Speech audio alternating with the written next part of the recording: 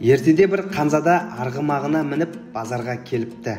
Атын байлайын десе байлайтын жер таппай, маңында тұрған бір жас балаға өтініш жасап, осының тізгін ұстай тұр, мен базарға кіріп шығайын деп, базарға кіріп кетіпті. Бала тізгінін ұстап тұрып, көзі сән салтанаты жарасқан күміспен қапталған ер тоқымға көзі түседі. Осы ер тоқымды ұрлап кетсем қалай болады деген ой келеді.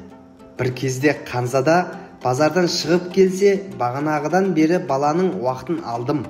Баланы риза етейін деп, осы 10 ділдәні берейін деп шықса, ат ер тоқымсыз тұр екен, дейді. Содан үйіне қайтып, көмекшісін шақырып, осы 10 ділдаға келетін бір ер тоқым сатып әкелші, деп базарға жібереді. Көмекшісі базарға барса, жаңағы ер тоқымды 10 ділдаға жаңағы бала сатып отыр екен, дейді. Соны сатып алады. Енді бұдан шығатын қорытынды, әр адамға әр күні бұйырып тұратын Алланың несібесі болады. Сол несібені адал жолмен де, арам жолмен де табуға болады.